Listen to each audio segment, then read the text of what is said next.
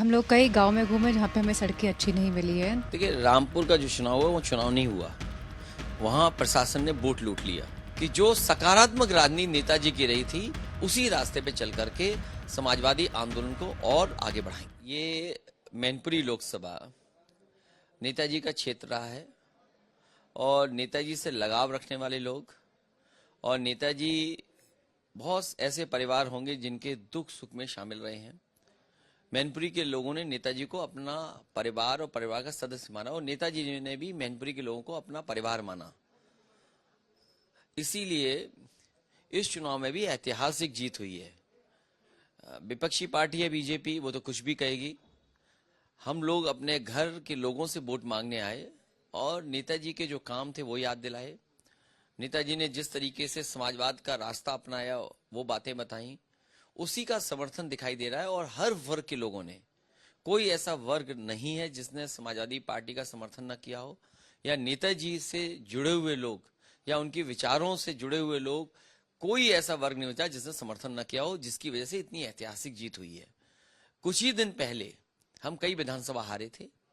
आज उन विधानसभाओं में जनता ने भारतीय जनता पार्टी को उखाड़ फेंका है और एक संदेश दिया है कि नकारात्मक राजनीति नहीं चलेगी। और मुझे खुशी है इस बात की कि समाजवादी मूल्यों को, समाजवादी सिद्धांत को और समाजवादी रास्ता जो रहा है सौहार्द का, और आज के दिन में ये प्रतिज्ञा लेते हैं हम सब लोग मिलकर के कि जो सकारात्मक राजनीति नेताजी की रही थी उसी रास्ते पे चल करके समाजवादी आंदोलन को और आगे बढ़ाएंगे। जिस मार्जिन के साथ ये लड़ाई आप लोगों ने जीती है, लेकिन चाचा शिवपाल भी साथ आ गए, खुलकर पूरा प्रचार किया और अब तो विलय हो चुका है। बीजेपी कह रही जो काम परिवार नहीं कर पाए वो हमने कर दिया, चाचा भतीजों को एक कर दिया। देखिए, बीजेपी को बीमारी क्या है इसका कुछ पता नहीं है, उस बीमारी का इलाज कहाँ होगा इसका भी नहीं पता। जब परिवार अलग अलग होते हैं तो आरोप ये लगाते हैं कि ये परिवार एक नहीं कर सकते हैं। जब परिवार एक हो जाता है तो कहते हैं कि ये परिवारवादी पार्टी है। और आज जब पूरा का पूरा नेताजी का चुनाव समझ करके सब लोग लग गए और जिस क्षेत्र से चाचा चुन करके आते हैं वो नेताजी का क्षेत्र रहा। शुरुआती दौर में नेताजी वहां से कई बार विधायक रहे हैं, वहां गांव गांव घर घर नेताजी गए हैं, हर सदस्य को, परिवार के लोगों को वो जानते हैं। वहां जब कभी कोई कार्यकर्ता उनसे मिलता था तो वो उस गांव के बुजुर्ग का नाम लेकर के, कई बुजुर्गों के नाम नेताजी खुद जानते थे जिनके साथ नेताजी रहे थे। चाचा आ गए हैं, चाचा साथ हैं, उनकी पार्टी विलय हो गई है।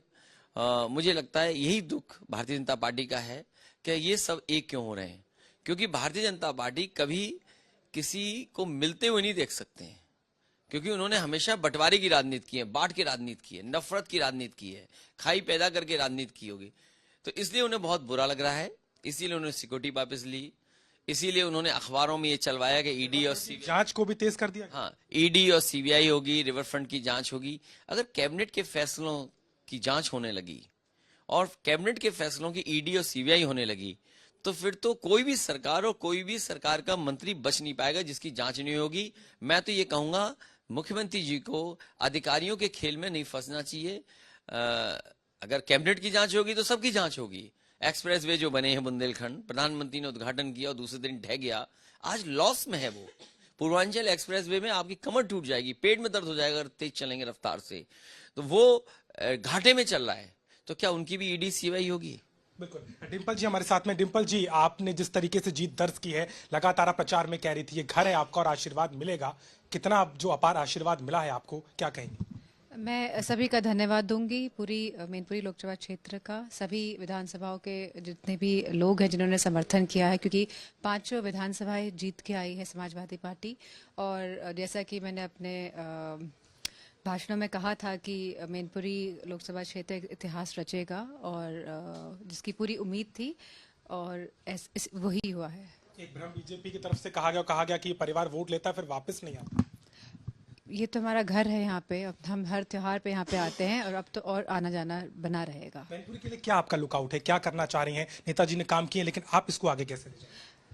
हम लोग कई गांव में घूमे जहाँ पे हमें सड़कें अच्छी नहीं मिली है, तो हम वादा करके आए हैं कि वहाँ सड़कें बनाएंगे। तो पहले तो वो करना है और जितनी भी मैं निधि और सांसदों के माध्यम से प्राप्त कर सकती हूँ क्षेत्र के लिए, तो वो प्राप्त करके एक प्रॉपर मैप के तहत इसका जितना भी विकास हो पाएगा 1.5 साल में या 1.25 साल में, तो उसकी तरफ हम देख रहे हैं। सर, मैनपुरी के साथ रामपुर पे बात करना बहुत जरूरी हो जाती है। आपने लगातार इस बात को उठाया है, लगातार इलेक्शन कमीशन में आपने इसकी शिकायत की, और जो चुनाव हुआ आपका मानना था कि सरकारी मशीनरी का दुरुपयोग हो रहा है, वोट नहीं कराए जा रहे थे। मैनपुरी में इतना अगर हम देखें तो रामपुर में क्या हुआ इसमें? देखिए, रामपुर का जो चुनाव हुआ वो चुनाव नहीं हुआ, वहां प्रशासन ने वोट लूट लिया।